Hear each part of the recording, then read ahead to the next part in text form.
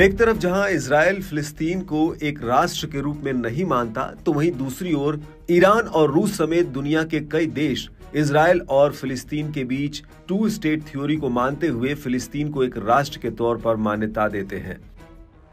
वहीं अब रूस ने एक नई चाल चलते हुए इजराइल समेत अमेरिका को भी चौंकाने का काम किया है। दरअसल ब्रिक्स देशों का कुनबा लगातार बढ़ रहा है। पिछले साल ईरान को इसमें आमंत्रित कर इस साल जनवरी में उसे आधिकारिक रूप से ब्रिक्स का सदस्य घोषित कर दिया गया। और अब पुतिन ने फिलिस्तीन को ब्रिक्स में आमंत्रित कर अमेरिका के वर्चस्व को चुनौती देने का काम किया है। आपको बता दें कि ब्रिक्स को पश्चिमी इकोनॉमिक और पॉलिटिकल वर्चस्व के विकल्प के रूप में देखा जाता है और रूसी राष्ट्रपति व्लादिमीर पुतिन ने फिलिस्तीन को ब्रिक्स में शामिल होने का आमंत्रण देकर अमेरिका को एक और गहरी चोट दे दी है।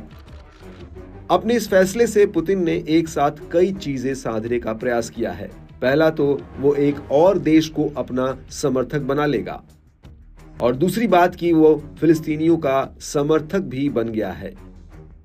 रूस के इस फैसले ने अमेरिका की परेशानी को बढ़ा दिया है, क्योंकि इजराइल फिलिस्तीनियों पर जो अत्याचार कर रहा है उसमें अमेरिका का हाथ माना जा रहा है, क्योंकि अमेरिका हर तरह से बराबर इजराइल की मदद कर रहा है।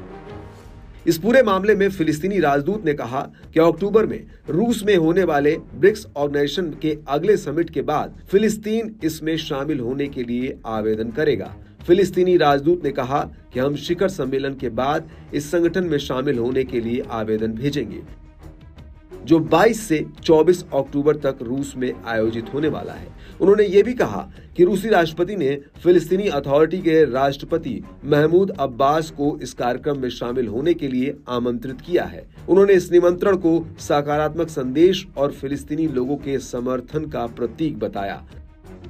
राजदूत ने कहा कि पुतिन ने वादा किया कि शिखर सम्मेलन में फिलिस्तीन के मुद्दे पर एक पूरा सत्र समर्पित किया जाएगा। उन्होंने कहा कि हमें इस शिखर सम्मेलन से काफी सकारात्मक उम्मीदें हैं। आपको बता दें कि ब्रिक्स में ब्राजील, रूस, भारत, चीन, दक्षिण अफ्रीका, ईरान, मिस्र, इथियोपिया और संयुक्त अरब अमीरात शामिल है। इस संगठन और इसके विदेश मंत्रियों ने कई मौकों पर इजराइल के अत्याचार के खिलाफ फिलिस्तीनियों के लिए समर्थन व्यक्त किया है। अब माना जा रहा है कि इस संगठन में फिलिस्तीन के शामिल होने से फिलिस्तीनियों के साथ ही उन सदस्य देशों के आर्थिक सहयोग को बढ़ावा देने में मदद होगी, जिनकी मदद में बीते सालों में अमेरिका ने काफी कटौती की है। दूसरा, फिलिस्तीन के ब्रिक्स में शामिल होने से फिलिस्तीन को ज्यादा बड़े पैमाने पर राजनीतिक समर्थन भी मिल जाएगा। रूस और अमेरिका एक दूसरे से ताकतवर बनने की होड़ में लगे हुए हैं।